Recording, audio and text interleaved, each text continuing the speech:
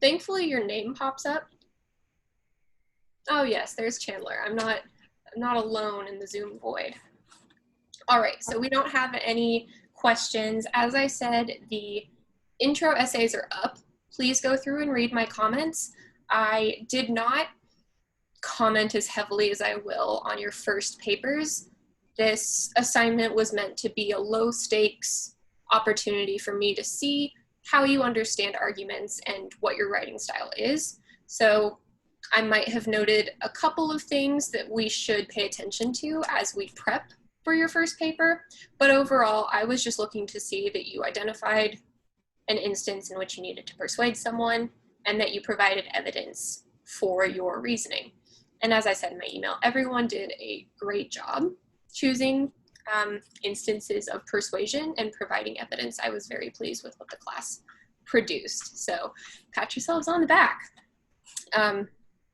Yeah, so I want to review a bit that introductory chapter. As I was telling Kayla before y'all joined, those rhetorical appeals that you learned about are going to be what your first paper is about.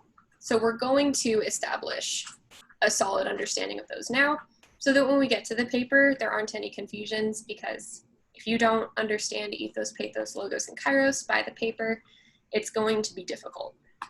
So I can't emphasize their importance enough. So moving into that, the textbook asked you what is argumentation.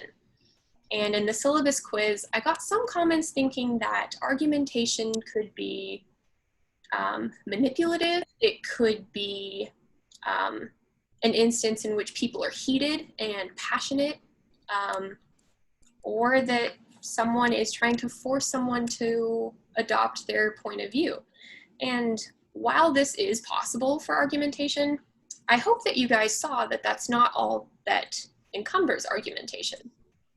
Argumentation can be as simple as presenting your opinion, presenting evidence to people, and trying to encourage them to understand your evidence and potentially change their opinion on something or move them to action. Argumentation, therefore, is a process. We don't think of argumentation in this context as two people yelling at each other. I would like you to think of argumentation as something that requires planning. It requires research. It requires you to understand who it is that you're talking to. And that's where ethos, pathos, and logos are very important. So when we think about our audience, we want to think about whether they are going to agree with what we're saying off the bat, whether they're going to be neutral and be open to evidence from both sides, or whether or not they're going to be resistant. And the resistant part of your audience is going to be the most difficult to reach, obviously. They're going to be the least accepting of the evidence that you provide. So it's important when we consider those that we use strong rhetorical appeals. So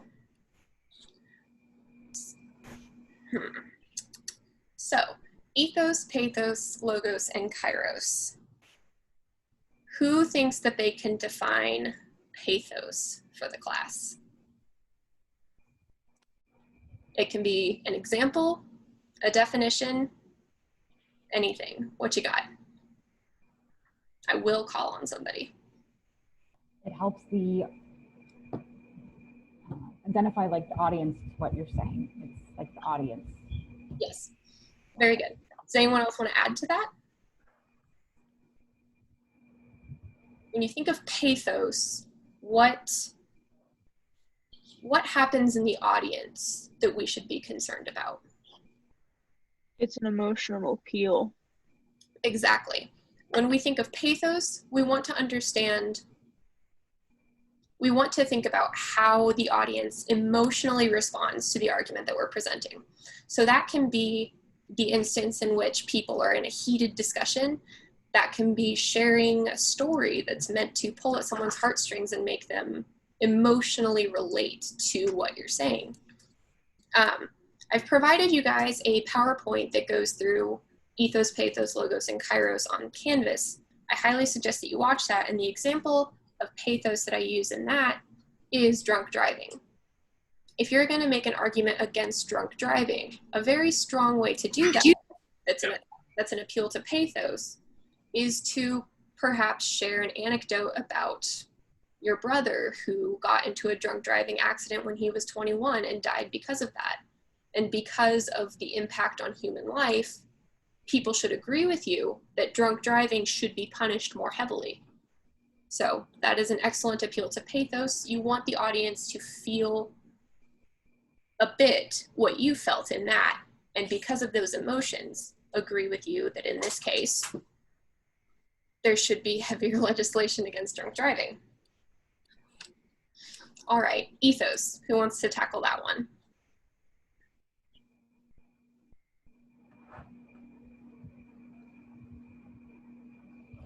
Ethos It's the is credibility writer that some- or the writer or the presenter of a message. Exactly. Does anyone else have anything to add to that? Anything at all? You have to make sure that your credibility, like presenting yourself as credible source of information to the audience so you can be trusted. Yep. Heather and Allie have hit the nail on the head. When we think of ethos, we want to criticize the person presenting us with the argument. We want to think about what are their credentials? Why should I listen to you? That's something that we innately ask a lot, I think. And we want to develop those inclinations that we have to really question the source of our information. When you read an article, for instance, the rhetorical evaluation articles that are on Canvas, there's one that talks about what K-State needs to do to be able to open in this time of COVID-19. So based on that, you want to think, okay, who is this authority? Who has the authority to make decisions about when K-State opens? Who has the resources to know what may or may not be safe for students, faculty, and staff? So the author of that article is President Myers. So his ethos is very strong. Obviously, I can't say that I know everything about him, but I assume he has access to pretty much any information that he wants about K-State. So as you see, because of that, President Myers has a very strong ethos to write that piece about what K-State and the surrounding community needs to do to be able to open. So if we were thinking about other articles, for instance, on Monday when I found out that so many of the students are involved in veterinary sciences, I threw a rhetorical evaluation article up that involves trophy hunting in Africa. And when you read that article, you want to think about who the author is. Is this person a researcher of wildlife in Africa who understands the environmental impact that shooting these animals has, especially when it's just for trophy hunting? All right. Logos. This one's my favorite, and it's also can be rather difficult for students to understand right off the bat. So who would like to swing at that one?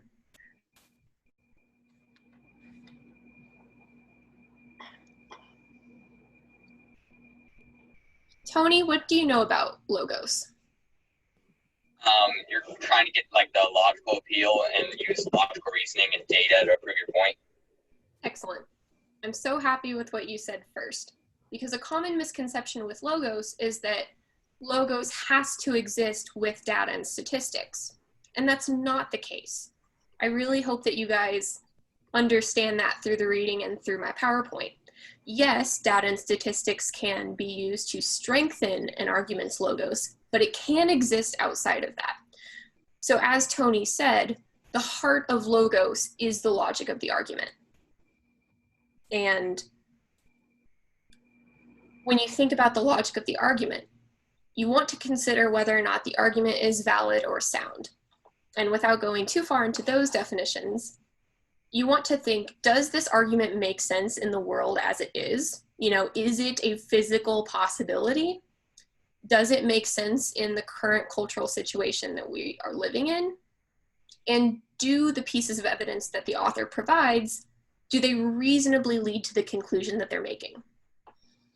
If I say, just outlandish example, that the sky is blue and I have a cat, that means your essay is due on September 11th. Those pieces of evidence don't line up to that conclusion. While they are true, the sky is blue right now, and I do have a cat, as you guys have seen, and the conclusion is true, your first paper is due on September 11th, those aren't the pieces of evidence that lead to that conclusion. So in order for me to have an argument that appeals to Logos, I would say, class began on the 17th, our modules go week by week. The first module is done on September 11th, therefore your first paper is due on September 11th. Those are the logical pieces of evidence that lead to your paper being due on September 11th. Are you guys following that? Mhm. Excellent. It is important when you think about Logos to criticize that thoroughly. As I've said, and my advisor provides us with pressure on this point as well, to me and my colleagues. Logos is probably going to be the appeal that your students don't understand. You need to put a lot of emphasis on that, so that's what I'm trying to do. And I'm a pre-law student, so I feel like I'm well equipped to do that. Okay, so I am going to share my screen with you guys, and we are going to talk about the rhetorical appeals of an image that I found on the internet. Let's see. Can you all see this? Excellent. So who wants to take the first swing? What rhetorical appeal jumps out at you with this image?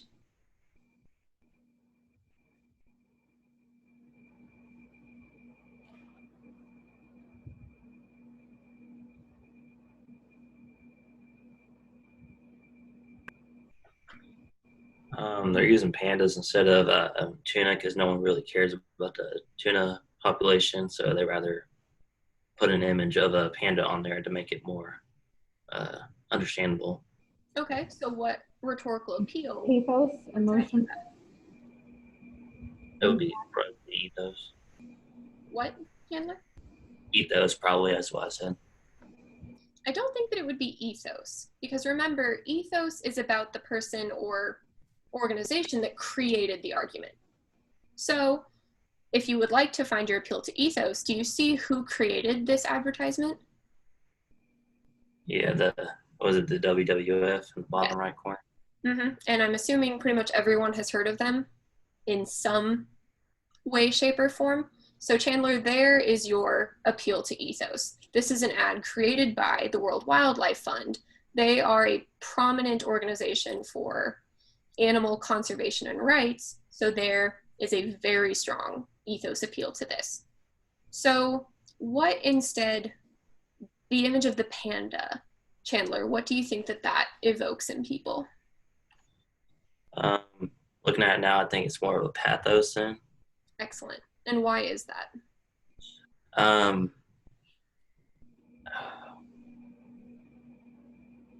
I can't say off the top of my head.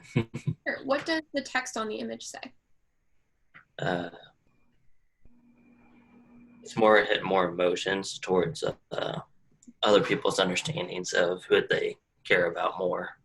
Exactly. So the thing that they are appealing to is the fact that pandas are adorable. You know, you see videos of baby pandas, sneezing pandas. I mean, anything panda pretty much goes viral. But how many of you guys have seen a post about a bluefin tuna? And that's the appeal to pothos, that's my plant, pathos that the World Wildlife Fund is trying to make. People don't hear about the bluefin tuna. What they hear about is pandas all the time, and that's great. Pandas are an endangered species, but so is the bluefin tuna, and people aren't as likely to care about them because they're not very cute. We don't see them very often either. You know, I've never seen a bluefin tuna at the zoo or on Facebook. So, yeah, does anyone else have anything to say about this image?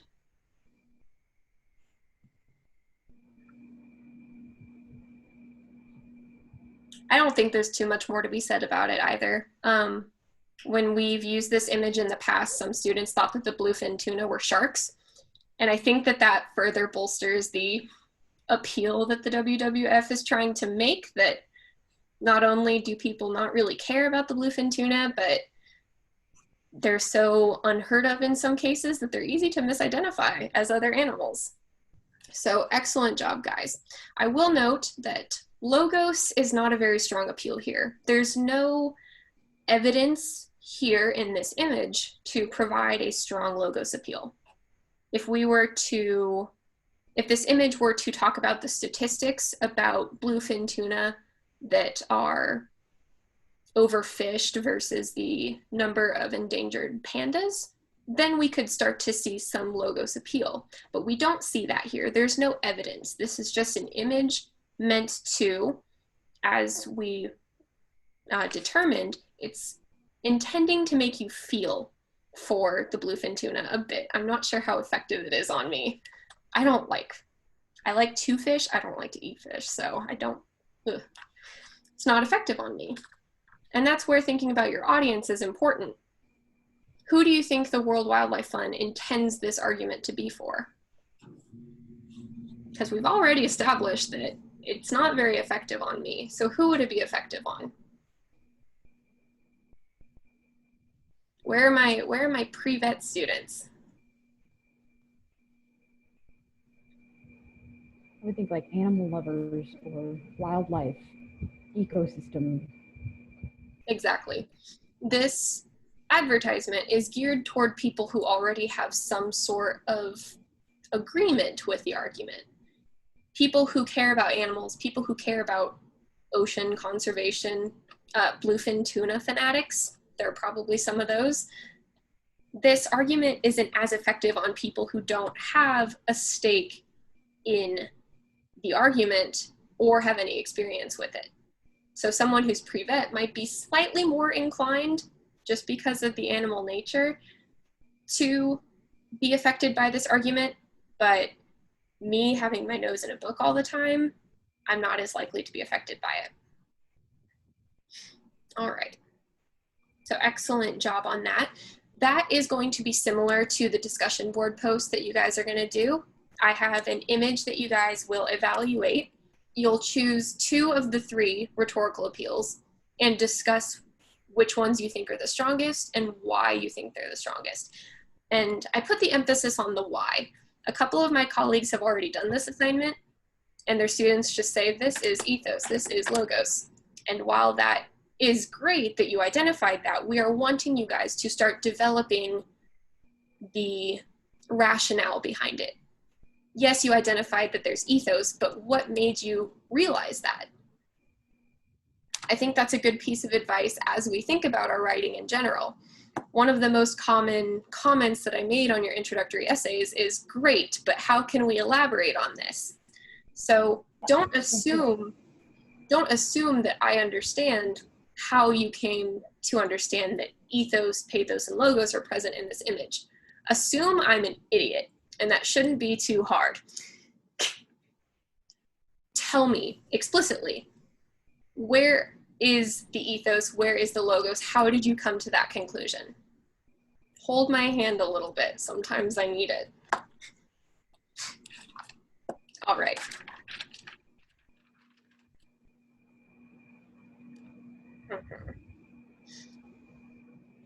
All right. So I think that covers the introductory chapter pretty well. As we move into the next chapter, you will start to see how we put analyzing ethos, pathos, and logos into activities that will prep for the first paper. So as I said, your first larger activity this week is that discussion board post. And I already went through that, so you guys should be well equipped to do that. Do you have any questions about it? Ethos, pathos, logos while I'm here? Okay, great. Your activity that's due on Friday is an invention activity.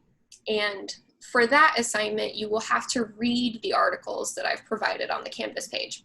It comes right before that assignment. as I was telling another student, my goal with how Canvas is set up is that you go through each page in the module in order, so that the necessary information is given to you before you need it. So the articles for the rhetorical evaluation, I believe that's what the page is called, is right before the invention activity. So that's where you can find it on Canvas. There are 4 different articles that you can read.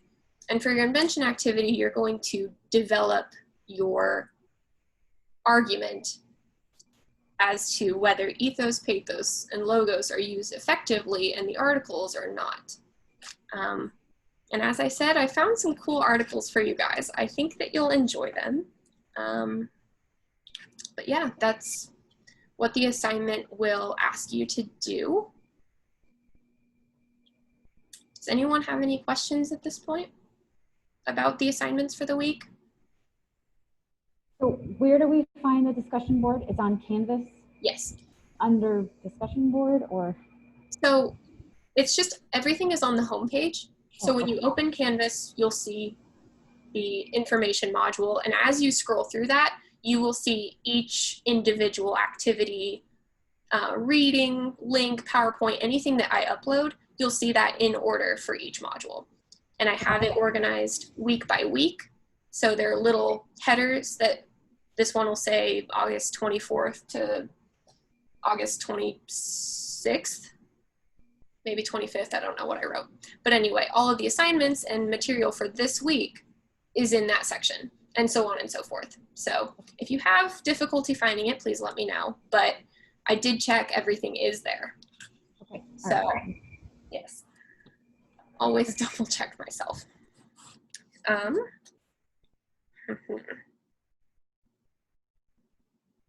All right, I think if there are no other questions, we can call it good for now. I got through everything that I was wanting to talk with you guys about. I feel that we got our feet wet with ethos, pathos, and logos a bit. You have a check on that that's due tonight, I believe, and it's called a quiz. It's not gonna be a quiz per se. And it's 4 questions, and each of them is just define this. I just want you guys to show me what you know.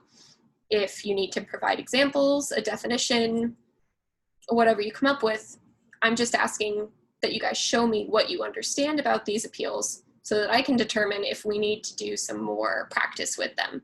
Because as I've been saying, if we don't understand these now, the paper is going to be difficult. So, that being said, I have a PowerPoint, so if anyone's feeling shaky on the concepts, please review that. And I've been looking for extra materials on like YouTube and other websites. I haven't found things that are fantastic yet, but if I find things, I will upload those to the Canvas page too, and I can announce that if I do that. So I will be posting an announcement for the assignments due this week also. I believe there are 4 total assignments. You've got your email to me, a professional email that's due today. You've got the quiz/check thing that I was just talking about. Wednesday is the discussion board. The instructions for that are on there. I'm looking for you guys to create an original post and to respond to a classmate's post. And then the invention activity that's due on Friday.